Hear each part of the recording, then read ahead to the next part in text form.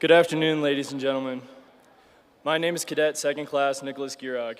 It is my privilege to welcome you to the Medal of Honor recipient, Master Sergeant John Chapman panel, featuring a cadet-moderated panel with panelists who all knew Master Sergeant Chapman. Cadet Second Class Juliana Romano will now share a few words to explain the importance of this panel and why Master Sergeant Chapman's legacy is so important for us all to understand.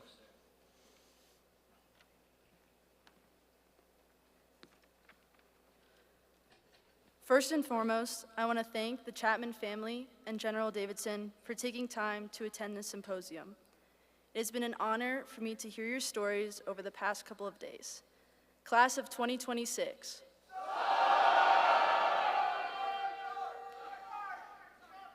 As we all know, it is an immense honor that our exemplar is Master Sergeant John A. Chapman, decorated combat controller, brother, friend, husband, father, and Medal of Honor recipient.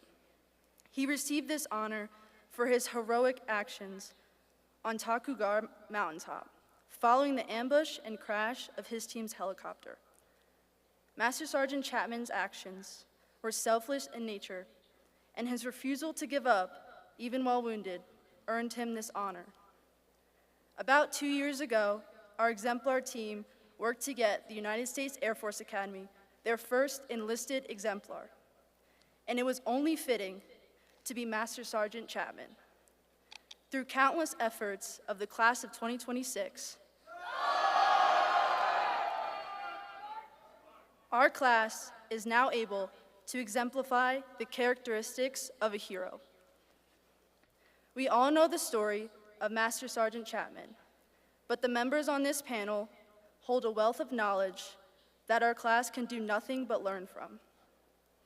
As we hear these stories and feel the emotion behind those who knew him best, I ask that you reflect on why Master Sergeant Chapman is our exemplar and the honor that it truly is for our class.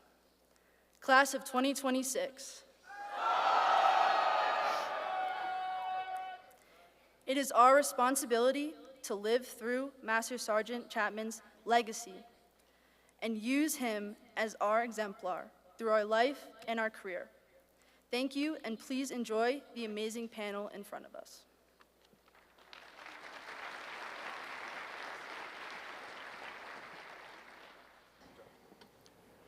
Thank you, Cadet Romano. Ladies and gentlemen, please stand for our panelists. I'm now humbled to introduce our moderator, prior enlisted, Cadet Second Class Elizabeth Canfield, and our panelists, Mr. Kevin Chapman, Master Sergeant Chapman's older brother, who lives near USAFA and greatly contributes to the class of 2026. Mrs. Lori Longfritz, co-author of the book Alone at Dawn, and older sister of Master Sergeant Chapman. Chief Master Sergeant Retired Mike West, combat controller and best friend of Master Sergeant Chapman, and Major General Wolf Davidson, 2nd Air Force Commander and teammate of Master Sergeant John Chapman.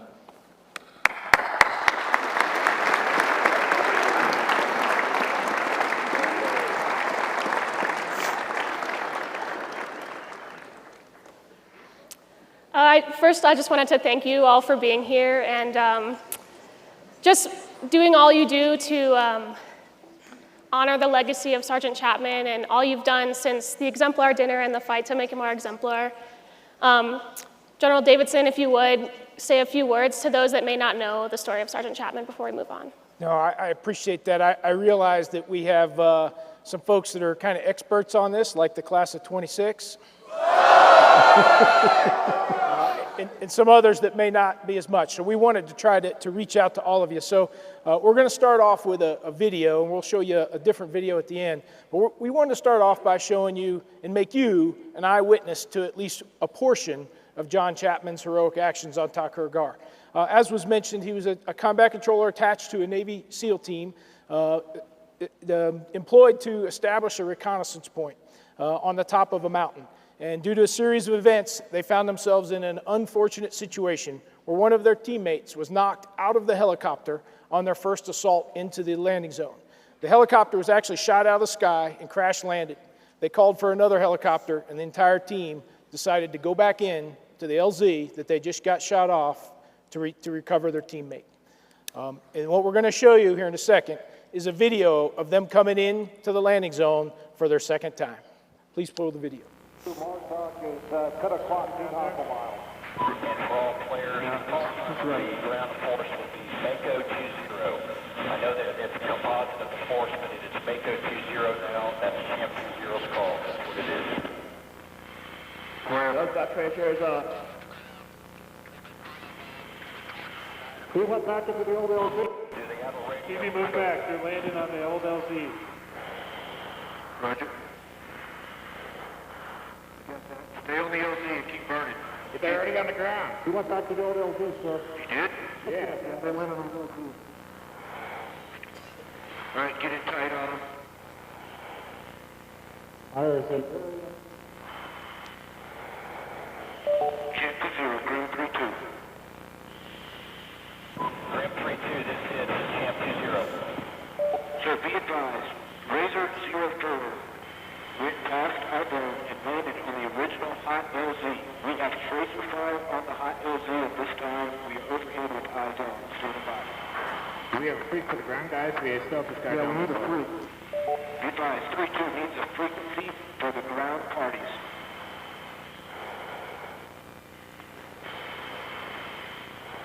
Hey, so we with the dudes in the trees? These guys are walking right into it. Hey, these are guys that are laying low over here. Yeah, it's lit all the positions. TV is lit all the positions. Get on those dudes. Now the guys in the trees. Get the guys in the bushes too. They're gonna walk right into that.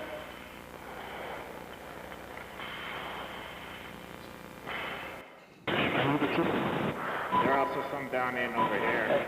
Grim 32, break Champ 20, you are clear to engage hostile. I say again, you are clear to engage hostile. 238.025 is the frequency for the CCP AFO fire. Over. He's headed right to that tree. Understand, 238. Say again, 035, 025 for ground 32. Roger, 238.025 and 333, new tasker. I want you to push down, work the top half. He doesn't cross Chapman. In the position, over. Say please up. I'm up. Chapman. Champ 20. Major passenger team is on the I'm ground. not getting anything coming across on it.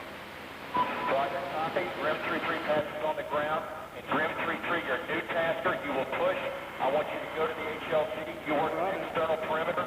Grim 32, you work the internal perimeter. I ought to run up that hill. This ground fire. Toolbox 4-1, stay with your external perimeter, over. I don't know if they saw those guys. I heard Flash bangs on the ground. Got him. I heard those guys. I've got an hour stroke. Get that? Copies. There, TV. I got a bunch of laser corner. It's not an hour stroke. Okay, it looks like a stroke to me, sorry. Okay, TV, I don't know if they see those guys in the rocks. You might want to hit that with these lights more. This one here in the bushes? No, where the IR is right now. Yeah, the dude up on the knoll. There you go. Grim 32 is up, 238.025, any players? You too? Uniform 1, I was just calling to check and see if anybody was down there.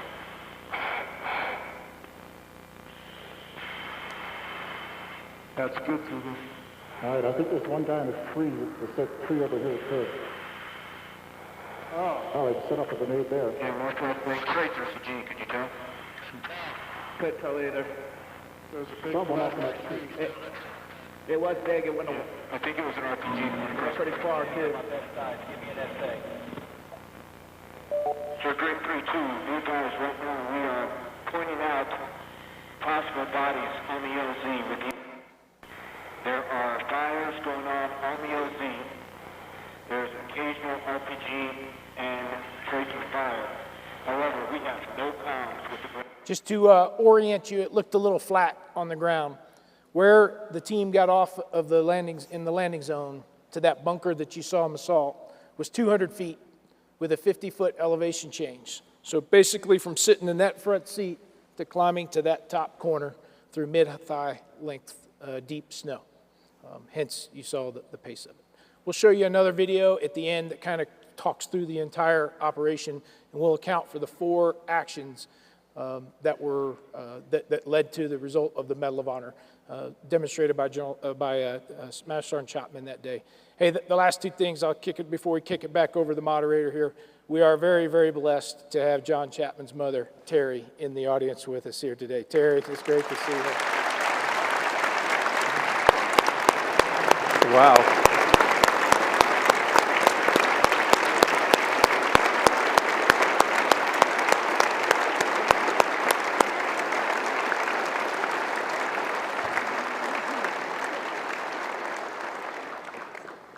Incredible mother and incredible woman. Hey, the last thing I want to highlight before I hand over to the moderator, because there was a question that scared me a little bit earlier. Hey, this is for you, right? Not just people who are going into special operations or special warfare.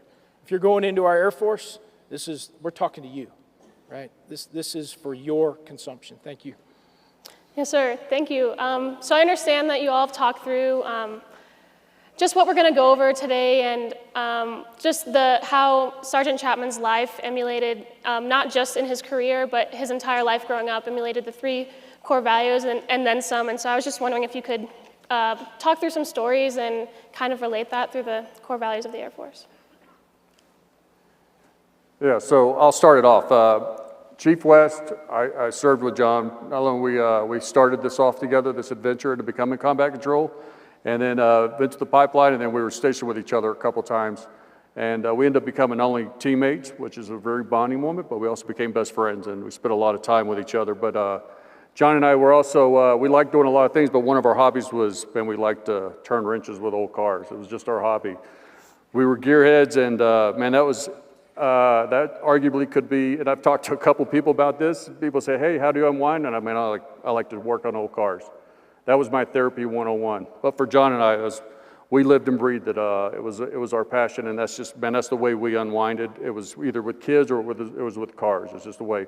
But one of the things he always liked to do is try to figure things out. If there was an issue with a vehicle, he would almost get infatuated, like, what is this issue? I guess we can tell the story now. It's okay, but one day he borrowed a piece of equipment.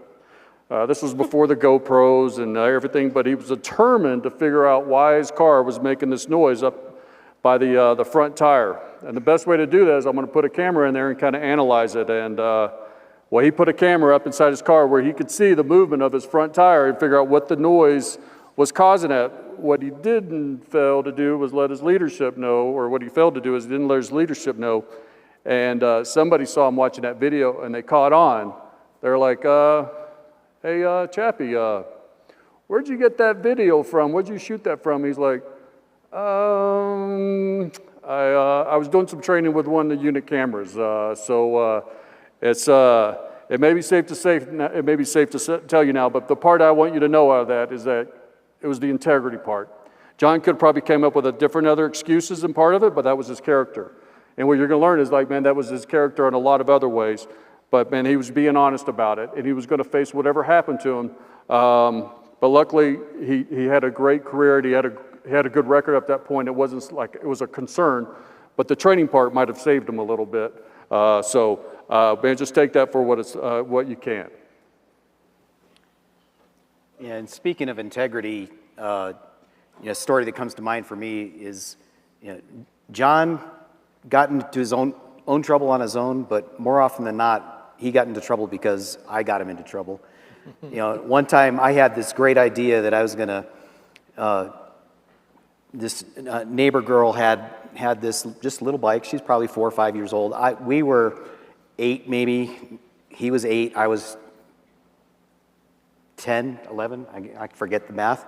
But it was my idea. We grabbed this little girl's bike, and he and I hauled it up into this tree to the highest branch you could get it at, and left it there, thinking of it as a practical joke. And and then we had left. Well, later on, John found out that this little girl's crying, and the dad doesn't know how to get the bike down from the tree.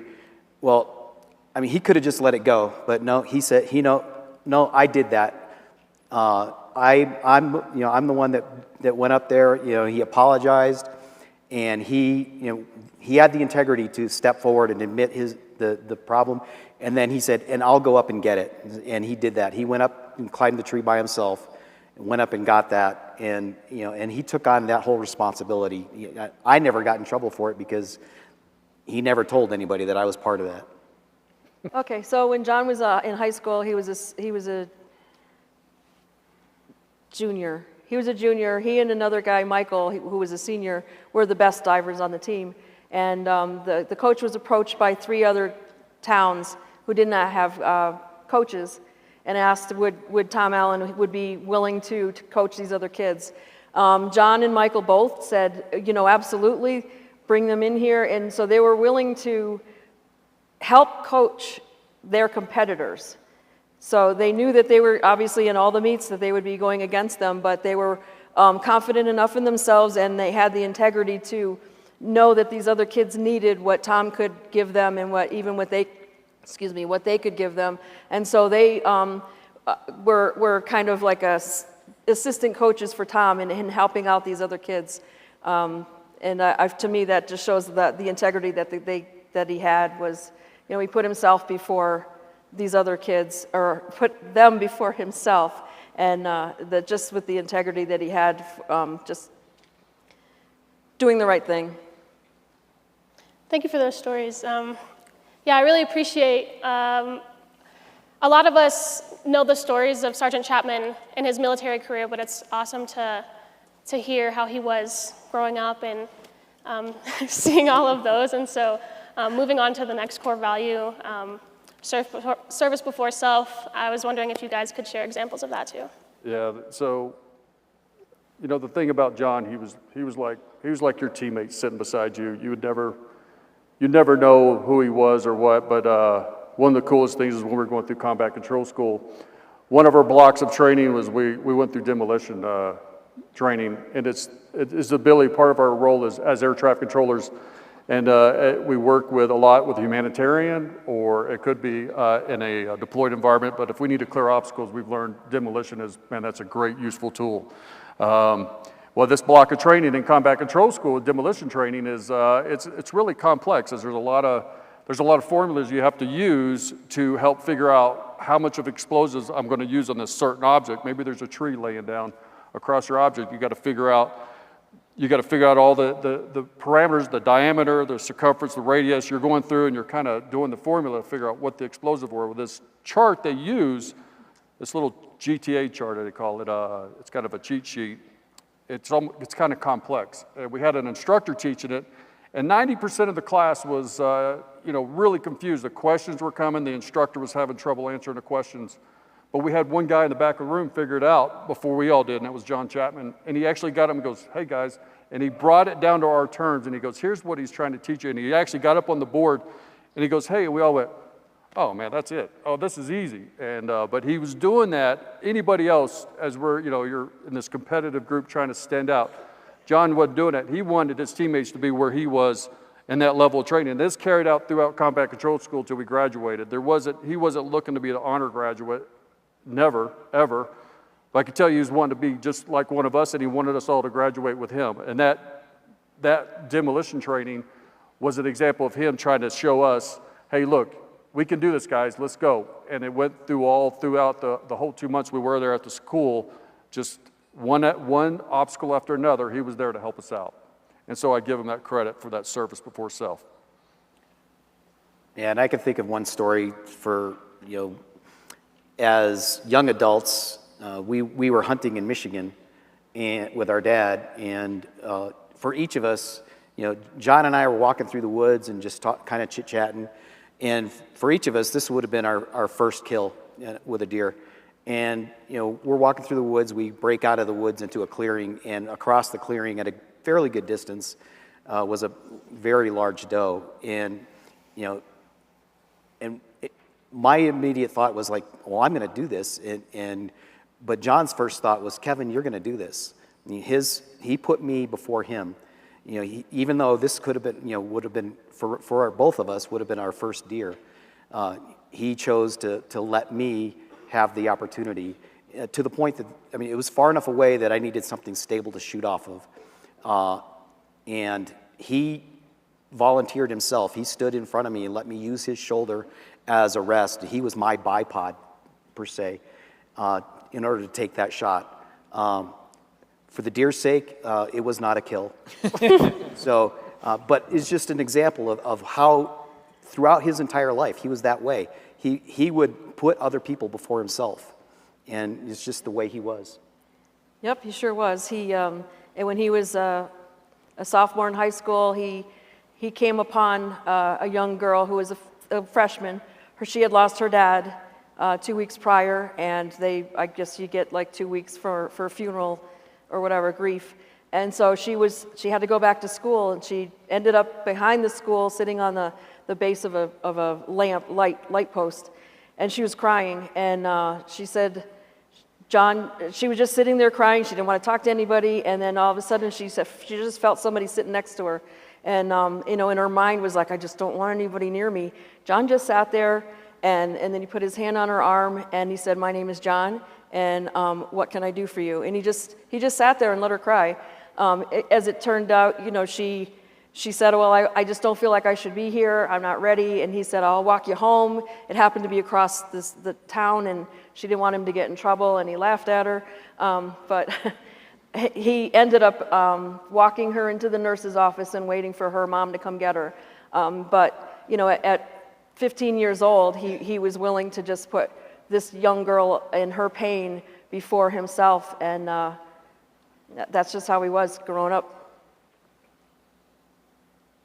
Thank you. Before we move on to the third core value, I understand that we wanted to kind of tie it in.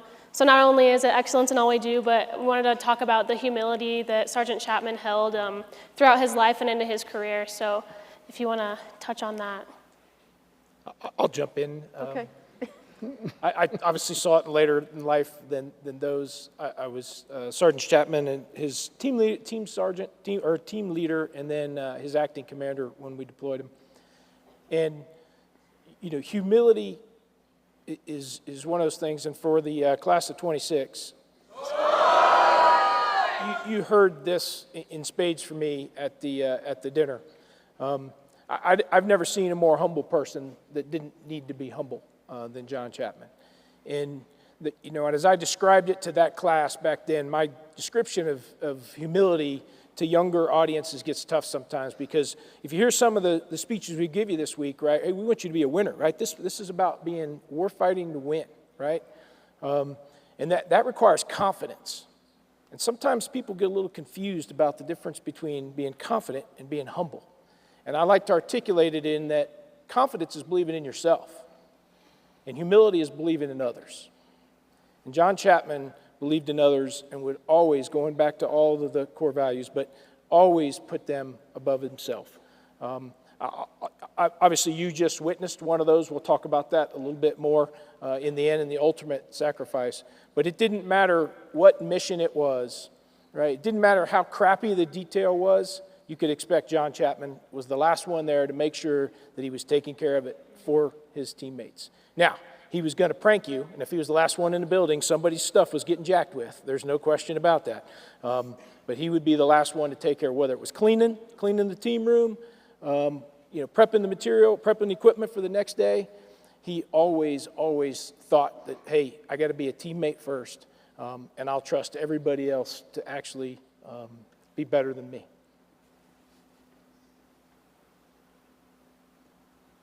Do you want to tell that?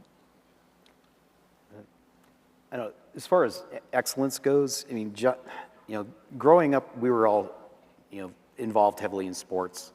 And, I personally was good at almost everything, but John was great. I mean, he, no matter what he took it on to be the best at it. We were both on the same diving team, and as a senior, I blew out the school diving record. Well, John, the following year, as a sophomore, made my record look like it never had existed, and but it was due to his diligence. You know, he would be there practicing for hours and hours and hours and not complain ever about it. You know, he wanted to be the best of the best at whatever he did, and not because of a pride issue, but because he just had a drive to be the best. He didn't do the best to say, "Here I am the best." It was a drive. It's just who he was. Yeah, and you know, when he broke my record, he didn't come to me and say, "Hey, I busted your record." He came to me and said, "Hey, Kevin, I'm sorry I broke your record." He said, you know, I was hoping to wait till my senior year, but you know, It just happened. it just happened. You know, so he was apologetic to me for doing something that was excellent for him to do. So let me tell you, so if you look, if John Chapman was standing here, he would look like one of you. Just like your teammates sitting next to you. Man, there's another John Chapman in this crowd. So John Chapman, he didn't expect what would come on March 4th. Like, you just don't. As a combat controller, you prepare for whatever environment. And we heard it from Colin Lopez earlier, is like, we had the things happen on 9/11. On 9/12, we were ready to go. On 9/11, we were packing our bags. 9/12, we were ready to go. Well, that was John Chapman. He was ready to go.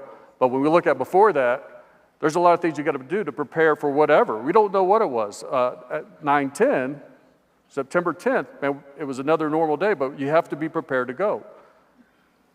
Well, John Chapman was that guy that was ready to go. So the next day when things happened for us, the balloon went up, man, we were ready to go. John was raising his hand, and he was almost like, this is my time. And he'd missed out some of the other deployments before this. It was just, sometimes it's just the way it is. It's okay, and you'll have your time. But he'd missed out some of the other ones, other things that had happened before that. And but this time he was like, pick me. I'm ready. So, but you don't know what to expect. You didn't know you're going to be sitting on top of a mountaintop that's nearly two miles up above sea level in deep snow with a really good SEAL team, that you're going to go up there and you're going to do your job. And your job is to bring both air and space above you. You're bringing this power, which you guys are all going to be involved in, to that fight. Those guys are really good shooters. They're really good door kickers. Great. But anything above them, nada. Zero. John was there for that. He was there to bring this great Air Force, Space Force now to the fight so that team would have it with him. He didn't know what that expect, but he'll tell you he was ready. He was ready as can be, and when that time came for him to deploy, he was ready to go.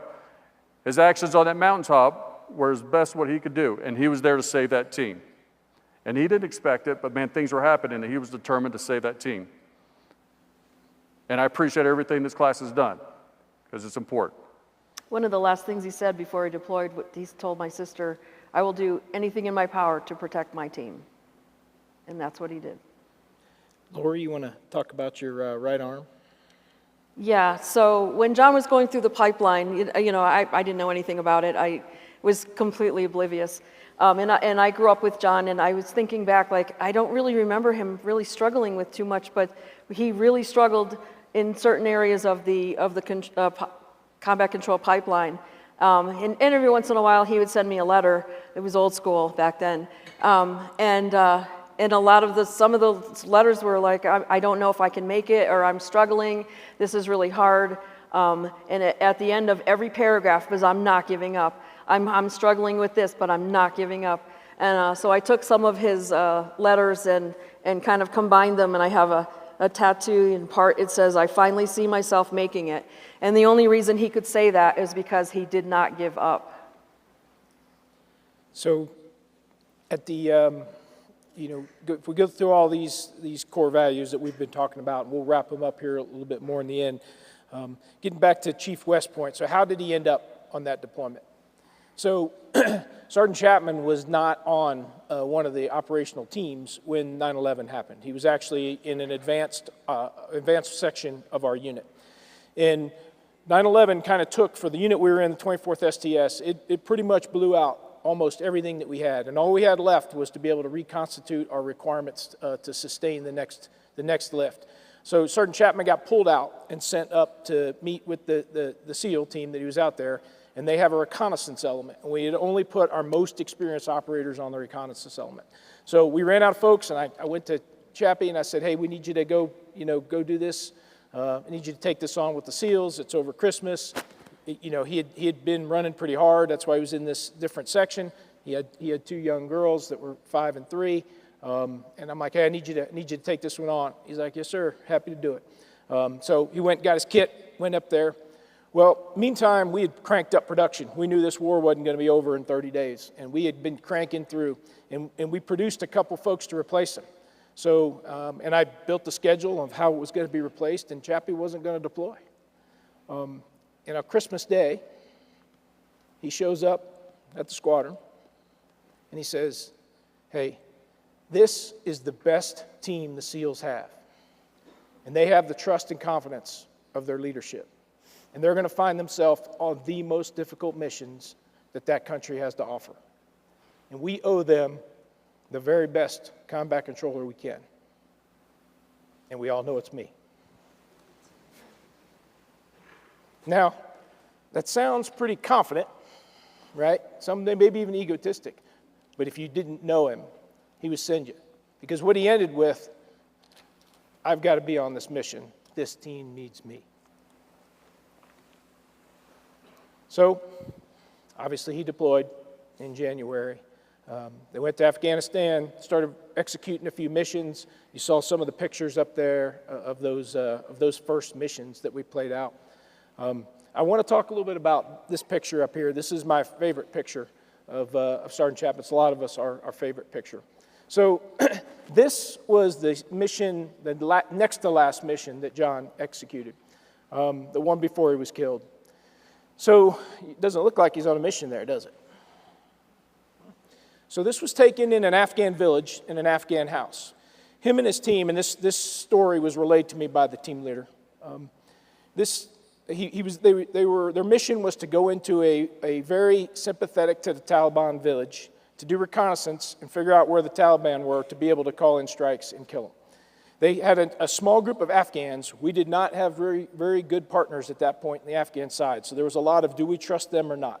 There is no question if anyone had known the Americans were there, they would have been executed. They'd been overran immediately. The Afghans, it was really cold. It's February, and it's in eastern Afghanistan up in the mountains. And the house the Afghans chose to use as their safe house had a family with a father, a mother, and this young child. And as the Afghans came in to the house, there was only one room that actually had a stove, a wood-burning stove in there that was heated. The rest of the rooms were very cold on the outside. They were more like porches than rooms in the winter. So as they went in there, the Afghans these Afghan soldiers who weren't going to live out in this cold area, took and started shepherding the family out and was pushing them outside. And Chappie said, hey, no, that girl, she's not going out in the cold. She's staying here. And the Afghans dismissed him and started to push him out. And as they walked by him, he reached out and he grabbed that little girl, looking that mother in the eye. You think about this. Here's a foreign person in my house who's grabbing my daughter. But in that look, and I think you can see it in his eyes, he alleviated the fears, and he took that child and he said, she's staying in here with me. The team leader said that they ended up staying there about 3 days. And he said that the only reason that he felt safe because of how that family was treated was because the relationship that John had established with that family out of his personal love for humanity and this small child. This picture is my favorite because if you really look at it, I know it's hard from where y'all are at, you get to see something that I believe is uniquely American. You get to see some humanity in his eyes, his love, his kindness. Yet in his hands, you can see the lethality that you just witnessed a few minutes ago. Being a warrior does not mean you're a jackass. This was a warrior that believed in others, that believed kindness was the way and would do anything for anyone before himself, which is the exact reason that he gave his life to save his team.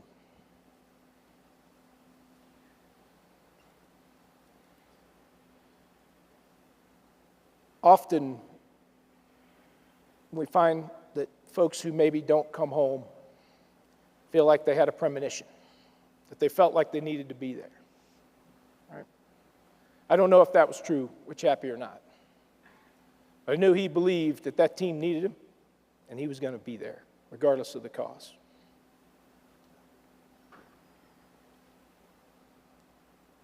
Sir, do we want to get to questions? Yeah. So I'll start with the first question, and then there's microphones on down there if you want to start coming down to ask questions. But I'll start with the question, and anyone can answer this, but losing Sergeant Chapman in the way that you did, what is something that you want people to know just in that process of grief and growth? What is something that you want everyone here to know, or I guess anyone listening, on how you got through that and what it took for that? Yeah, there's a lot of hard parts. Yeah, so I don't mind. So it's a big question. There's lots of them. So if I was to talk first, he was a family guy. He loved his daughters. This is hard to talk about. I have a daughter. So he'd come home from a trip.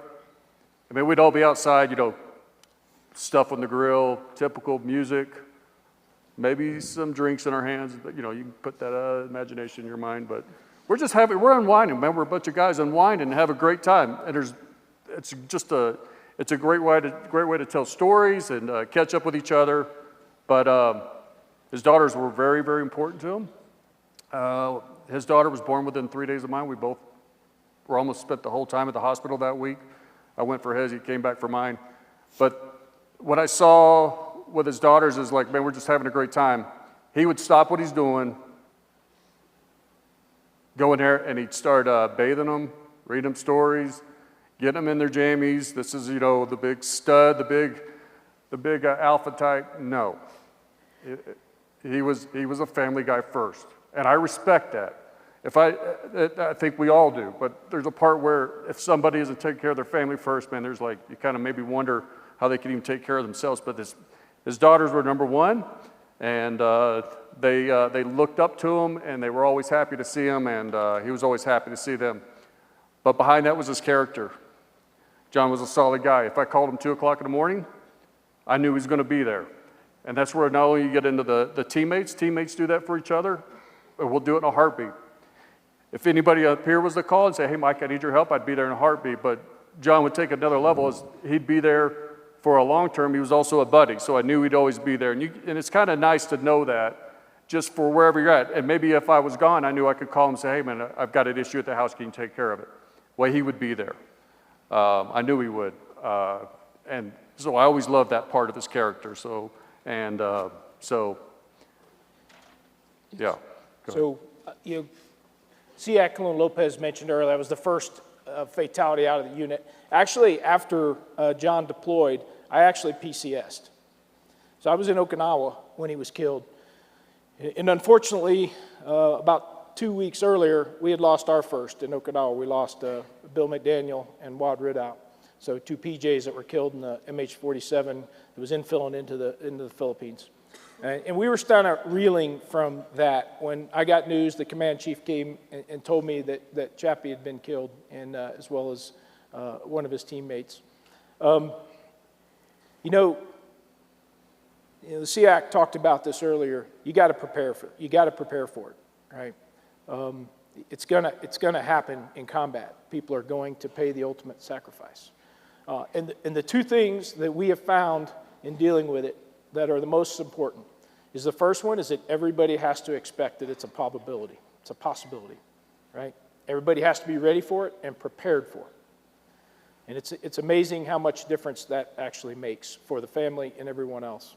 The second thing that we found is that when you lose somebody, you've got to surround that family with everything you got.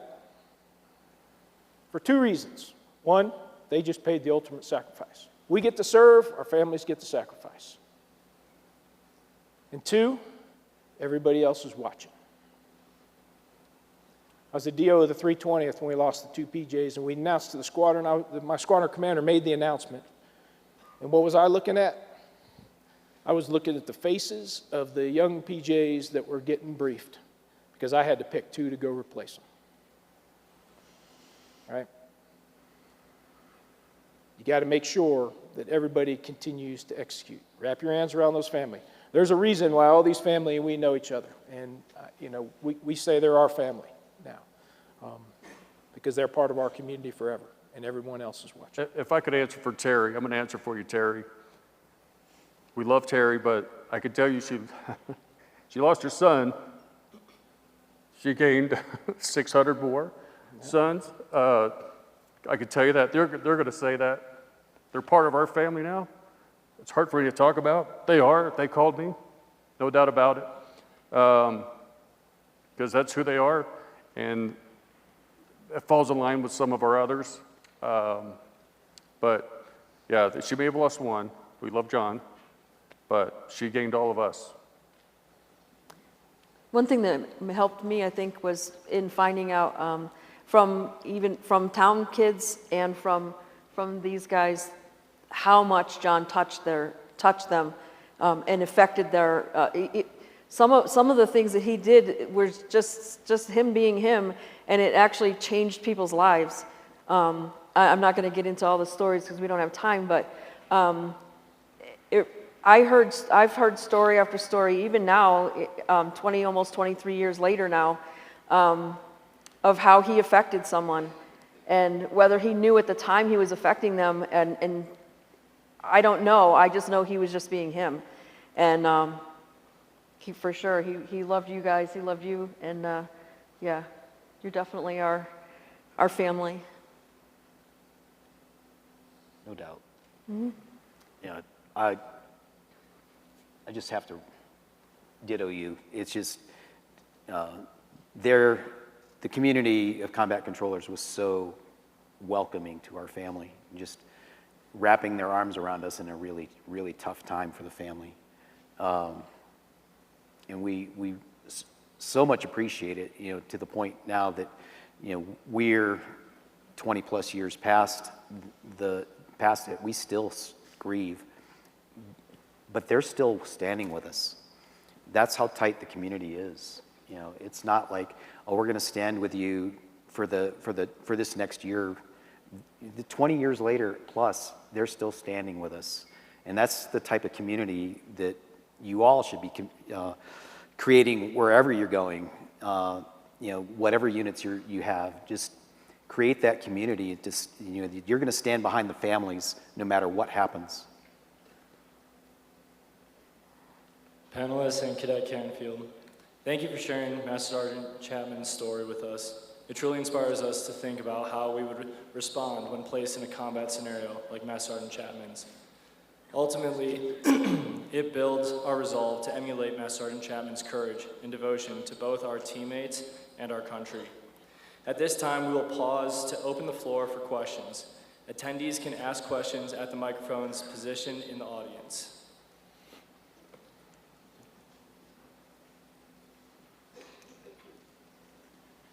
So as you guys are thinking about it, I do want to just, for our future leaders in here, some of these words Kevin was just talking about, and Lori, but how you're going to have somebody underneath you, maybe something happens, but as a leader, you have to figure out, and there's some leaders in here on Facebook, but how do we what do we do with the family? How do we take this on? And I think it's still continuing a family, bring them, having them involved. They're just as involved as anybody else in the combat control community. They visit our reunions every once in a while. We have get-togethers and barbecues or events, and we love seeing them there. And some of our other families are Gold Star families, so bringing them in is very important. Good afternoon. I'm Cadet Second Class Zachary Brown from Cadet Squadron 1. My question is, what was Master Sergeant Chapman's favorite thing to do in the aspect of working on cars, and how did that correlate to his life? So we just love turning cars. It goes back to maybe even that therapy part. Like, that's your way of two buddies hanging out and something in common, and and it doesn't matter what you do, but you're kind of checking on each other. And a lot of times we talk about, hey man, we got to look each other in the eye just to check on each other. And that's important. And maybe that's what we're doing when we're working on a car. And I'm fortunate enough under part of that, and he may be setting me up a little bit, but the part of it too is, so one of the projects we started working on, man, we're going to build John a 427 Cobra kit car. And it was his dream. And well, I talked him into building it. I go, let's go, let's do it. I found him a motor for it, and we're going to build this car as authentic as possible to the $1 million cars, but it was going to be what we could afford. But it was pretty cool. But we just started doing it, we found the motor, and I talked him into doing it, and that was our job, was we're going to build this kit car. But unfortunately, after he passed, man, I absorbed a lot of those parts and pieces, and I built that car, and I was fortunate enough to give General Goldfein, our former CSAF, a ride in it to honor John. But that car was honor him, and that's my way of, keeping his memory alive, very fresh with me. I have it, and I take it out for a ride, but to give General Goldfein a ride in it, right before I retired, was just a complete honor for both me and for John and the family. Good afternoon. I am Cadet Second Class Travis Dugan from Cadet Squadron 24. This question is for anyone on the panel. Could you describe a moment when Sergeant Chapman considered he failed at something? Could you describe what his attitude was to the moment and how did he overcome it? I could talk about this at Combat Control School, or just knowing in general, but at Combat Control School, you're set up for a lot of failures. And he got caught one time. He thought of an idea of where we could reduce some of the weight on our rucksacks, and we all pulled out a bunch of stuff, and we thought we hid the stuff, and it was probably not the best decision in the world. As we got busted, we had one of the instructors go look around through our tents. He found that we reduced our weight, and but I can tell you what his attitude was. It looks like you're looking for but what his attitude was, hey, one is, we'll go back to the integrity. Hey, I screwed up. Awesome. A lot of instructors looking for that out of a person. Like, hey, look, I messed up. The second part of this is, he had a good attitude about it. He isn't going to get down and his life's going to change, and they're going to back me up if they want. But John had probably one of the best attitudes I've ever seen with anybody, because and we just heard the general talk a little bit about it. He had a great personality. Okay, I messed up. I'm not going to let it bring me down, and I'm not going to let it bring you guys down, which is important, especially when you're going through a difficult school, is okay. Let's learn from this. We'll move on. I'll take the punishment, what you did. He had to dig a deep hole, and he took it, and we tried to help him out. They wouldn't let us help him out, but that was just his way of doing it. Hey, man, I messed up. Let's move on. What's the next challenge? But not let it affect him. Yeah, another one wasn't really a failure on his part. He was, I'll call it on vacation because I'm not military. He was on leave, and he was horseback riding, and he got thrown and ruptured his spleen. He was already on the teams, and he pretty much thought that was the end of his career. But he fought through. He did what he had to do to recover from that severe of an injury in order to make it back on the teams. He was just that dedicated to that portion of his life. Yeah, and I would say that, I don't think that he would ever look at anything like failure, right? Because he would never quit in it. And he was always focused on how to make himself better.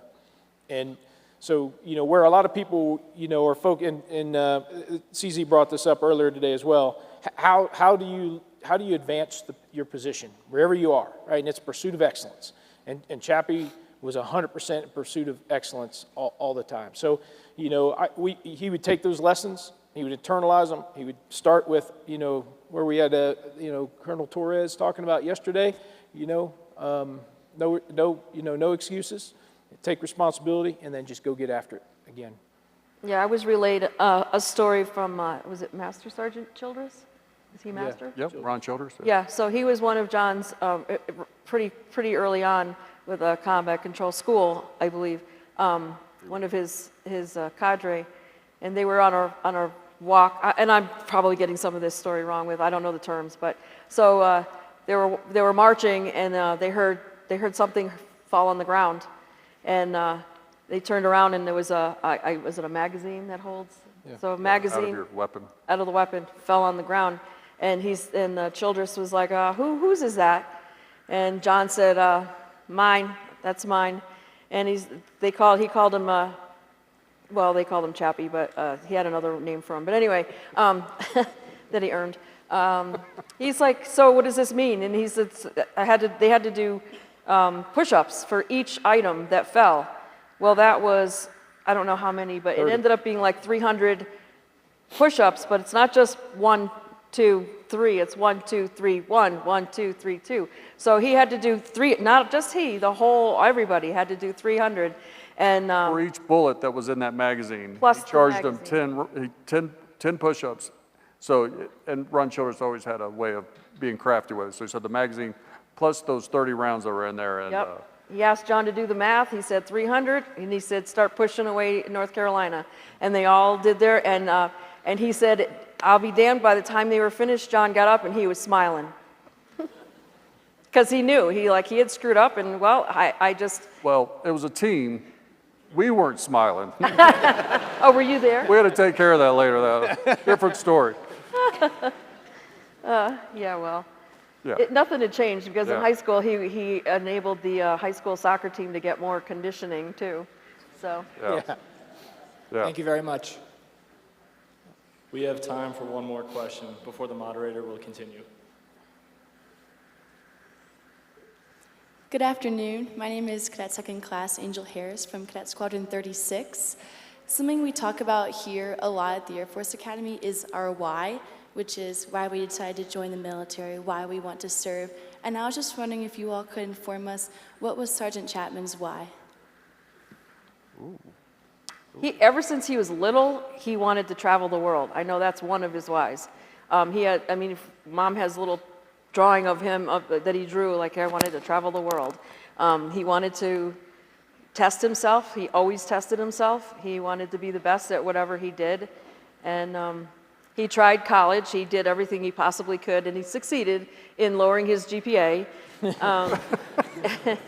And then he tried, he drove a tow truck and did auto body work, and it just wasn't enough for him. And he had talked about Air Force and talked to another friend to go join with him. Yeah.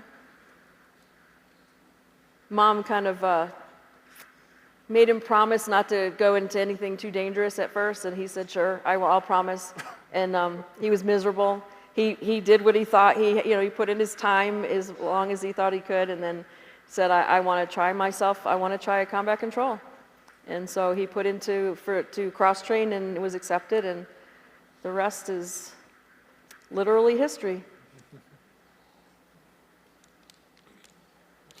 Yeah, I would offer from my experience with him that she just got at it there at the end, which is he believed in being part of something bigger than himself, and that service side of it. And he didn't feel like that he was challenged in his first career, and he felt like that he could do more, and felt like he needed to do more, because he was just as you saw in that team, or why he ended up on that mission. He thought if he could help the team in any way, he was going to do that, and he was going to lay it all out there to make sure that the team was successful and punished. Thank you guys for your responses and your questions. Sir, is there anything you'd like to add before we move on to the next video? All right, so we're going to show you one more video here. I'm going to stand up for a second, sorry. The Sandhurst guys made me go out and PT with CZ and GZ this morning, so I'm going to get stuck. Hey, so we're going to show you one more video here, and this I'm going to ask you to pay close attention, because one of the takeaways that we have for all of you is we want you to be able to recount the Chapman story, right? He's the only Air Force Medal of Honor recipient in the second half of the Air Force's existence, right? Let's recount a story. So this is actually a simulation that will walk through the actions that John Chapman took on that mountain. And I want you to look for 4 things, because y'all remember the Code of Conduct, military Code of Conduct? I hope so, right? What's Article 2 of the military Code of Conduct?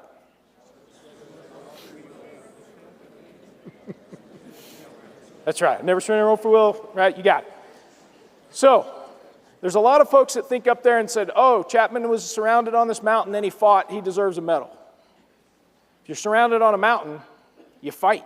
That's what the code of conduct says. That's not a medal. That's your responsibility. There were 4 specific things, though, that he did during this battle that led to the Congressional Medal of Honor. And those 4 things were, first, along with his team, they volunteered to go back into the landing zone and rescue one of their own, right? Knowing that they had just gotten their first helicopter shot out from under them on that LZ. 2, the one you witnessed, when he came out of that helicopter, the guidance that he had from his team leader was come out, turn left, find cover, right? He came out, turned left, found an enemy bunker, and charged it up that steep hill and killed the occupants at close range. That was 2. He got to the bunker. I asked his team leader, would it have been within acceptable realms, within standards, for him to stay in the cover of that bunker while the rest of the team came up? And his team leader said that's what he should have done. But he didn't. He left the cover of that bunker, climbed out, and started engaging the next bunker. And in fact, when you engage that next bunker, that's when you saw the rest of the team actually be able to start to move up, because he put the cover fire on that next bunker and actually drew their fire on him. That was the 3rd one. And the 4th one, in the final part where you'll see, when the QR, when he's alone, he'd been on that mountain about an hour, alone at that point, multiple engagements. John Chapman died with 1 fatal wound, but had 7 bullet wounds, meaning he had 6 bullet wounds before he was fatally killed. And he was fatally killed leaving the cover of the bunker again, exposing himself to a high machine gun that he knew was there because he had been fighting with it, to shoot at an RPG shooter who was trying to shoot the helicopter that was coming in. We know that because he left the bunker and moved to the only point where you could actually see where the RPG shooter was at. He gave his life in that last attempt to try to protect his comrades who were coming in on another helicopter. Those were the 4 things that resulted in the Congressional Medal of Honor. All right, let's roll the video, please.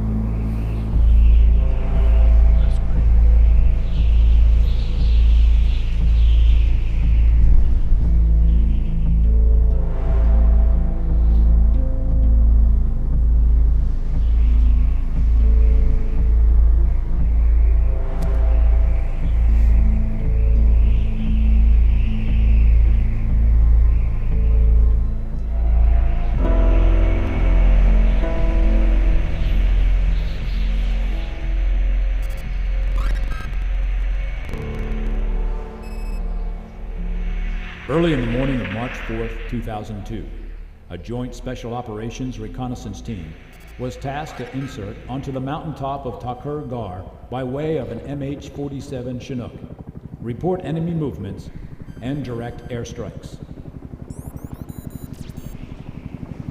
Among them was Technical Sergeant John Chapman, a U.S. Air Force combat controller. At approximately 2:50 in the morning, the MH-47 helicopter carrying Sergeant Chapman and the Joint Special Operations Team was ambushed as it attempted to land on the mountaintop. The Chinook was rocked by RPG fire, knocking Petty Officer First Class Neil Roberts from the helicopter and into the frigid and unforgiving terrain of a snowy mountaintop named Takur Gar. We watched the helicopter move off of my right shoulder over to from the west, moving south, infield, and as soon as it sat down on top of the mountaintop, we saw the RPG strike the aircraft, and then the aircraft move towards the valley.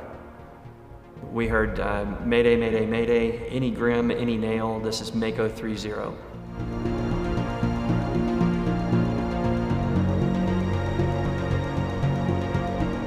I got partnered up with a crew for an AC-130H Spectre gunship. On board, I was a direct support operator, which was an extra sensor that was there for surveillance and support to ground forces and the aircraft itself. We established radio contact with them and set up an initial orbit over the downed helicopter. When we were doing that, we learned from Mako 3-0, Tech Sergeant John Chapman, their combat controller. Sergeant Chapman at that point was telling us that they had lost a teammate. Alone against the elements and separated from his team with enemy personnel closing in, Roberts was in desperate need of support. Despite having to make a controlled crash landing 8 kilometers away, back at Gardez, the team elected to mount an immediate and daring rescue attempt to bring Roberts back. At 4:57 a.m., after reconstituting, the team returned to Takar Gar on another Chinook in order to locate and rescue Roberts, despite knowing they were headed into enemy territory and struggling against unfavorable conditions.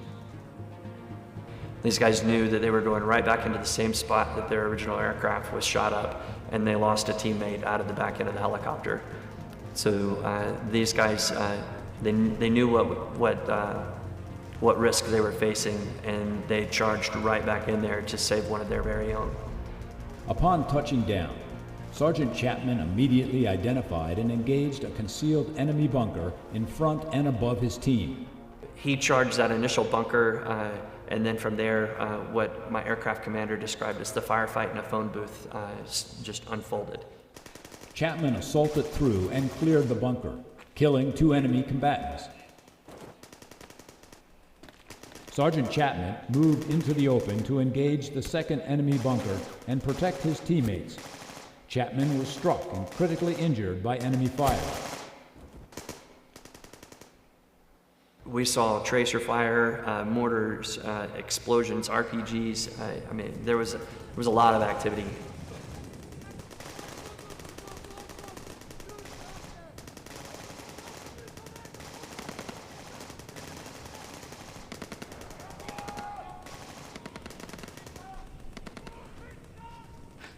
Next thing you know, the team pops smoke, and they start to withdraw from the immediate area. And we're following the team from the initial infill site and where their fighting positions were as they broke contact a couple hundred meters down the mountain.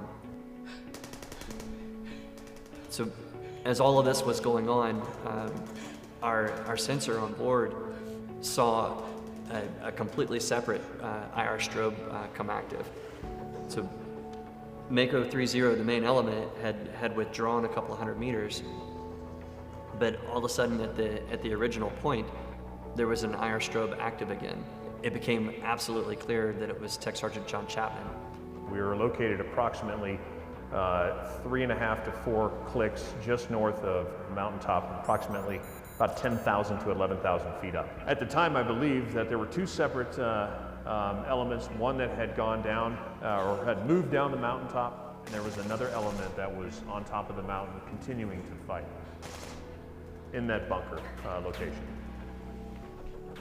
Sustaining a violent engagement with multiple enemy personnel, and despite severe wounds, Sergeant Chapman continued to fight relentlessly.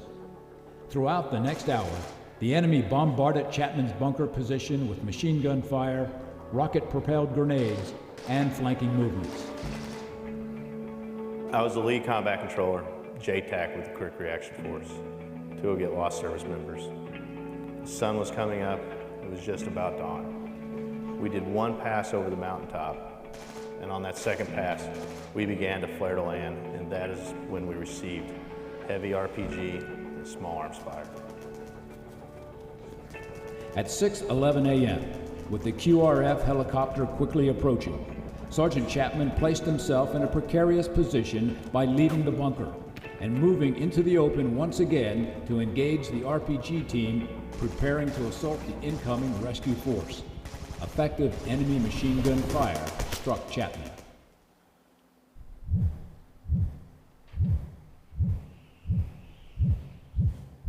This time, Chapman's final desperate attempt to defeat the enemy would result in his death.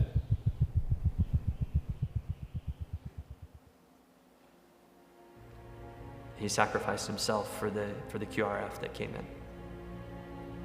I think if John Chapman had not been alive at that day, at that moment, the outcome of the insertion of the helicopter I was in with the QRF may have been drastically different. By him being there and laying suppressive fire in that position as we were flaring to land, absolutely reduced the amount of rounds the enemy was able to put into the side of the helicopter.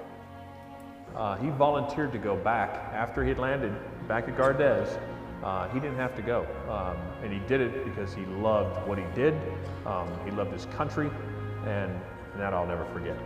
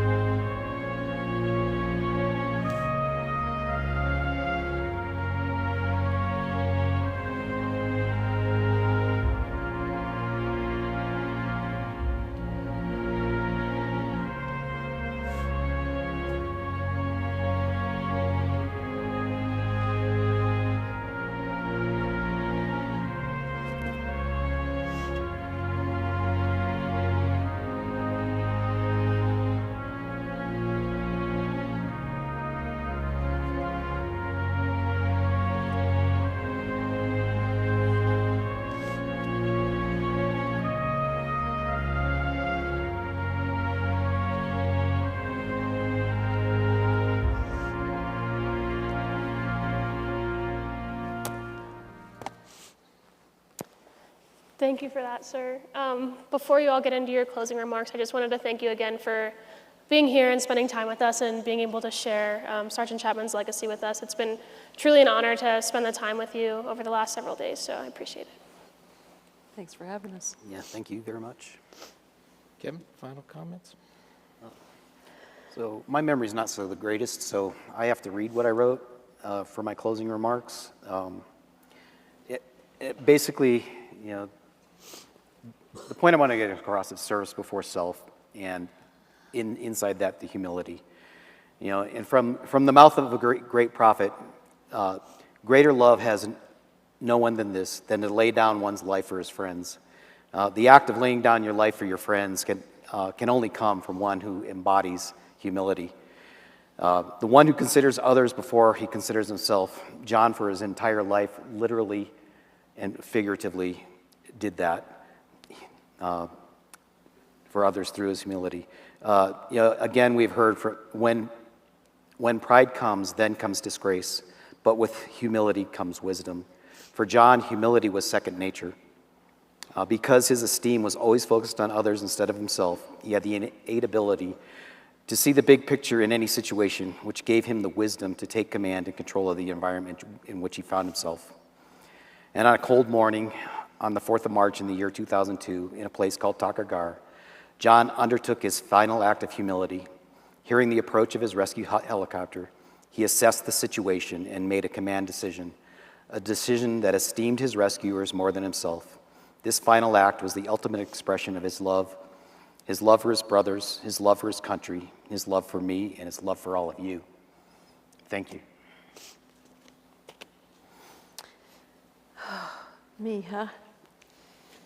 So, during the Medal of Honor week, I had a combat control friend of mine who was a good friend of John's, came up to me and just said, I could never be a John Chapman.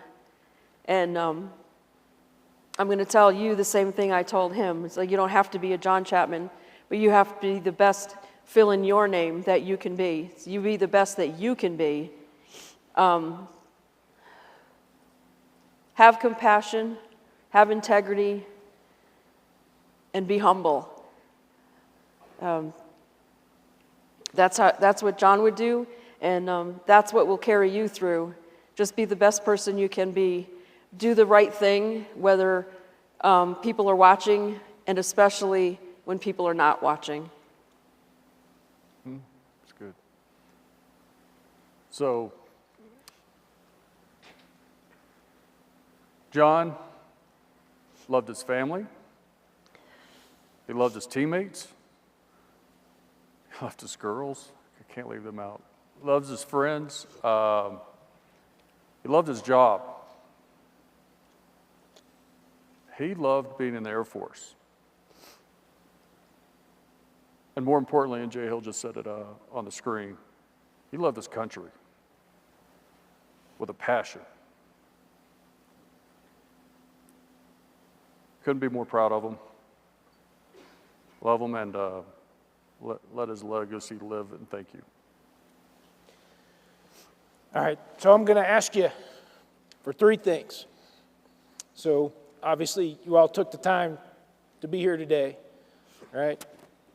And part of that pursuit of excellence is to make sure that the time you use is well spent and the lessons are learned and you gain something from it to make yourself better. Here's the three things I'm going to ask you. First one we already talked about, be able to recount the story. Somebody asked, what did John Chapman do? How did our latest airman win the Medal of Honor? I ask you to be able to tell them. The next two, maybe a little harder. And they're going to be kind of questions that you need to continue to ask yourself. And the first one is, what am I going to do when I get put in a situation that I don't have time to think about my response? That I don't build a plan, I don't calculate the outcomes, because you just react when you're in an environment like that. And that reaction is a reflection of every decision that you've done in your life, the reps and sets that you've put together over and over again. Right?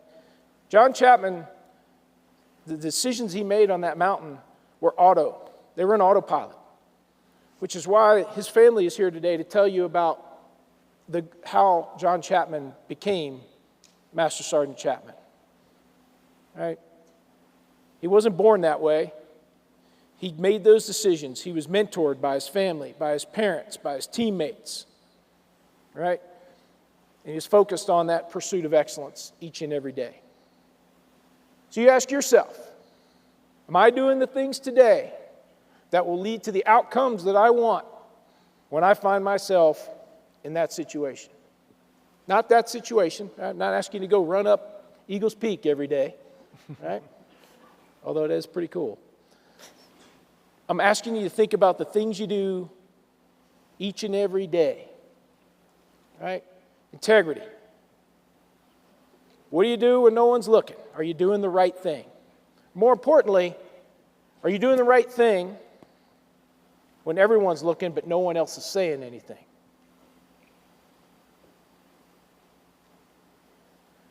Are you putting, to use General Barenfein's term, are you focused on the we and not the me? Service before self.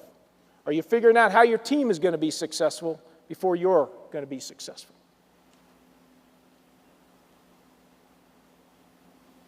And are you pursuing excellence in everything that you do? Because if just good enough is good for this test or this inspection or whatever it is, it's going to be just good enough on that mountaintop. Or when you're beak to beak with a Chinese fighter, or when you're down on I-25 and there's an accident and you find yourself as a first responder trying to figure out what to do. When you're in that crisis, you're going to do the decisions that you've made your whole life. You got time to think of them now. Make them now. John Chapman wasn't born to be that guy on that mountain. That was just the fate that ended up. And he had prepared himself each and every day through his activities to ensure that whatever called upon him, his team was going to count on him to be the best that he could be. The best John Chapman that he could be. Ask yourself those questions. And then the last one. Are you ready to go lead John Chapman? Chief Gutierrez.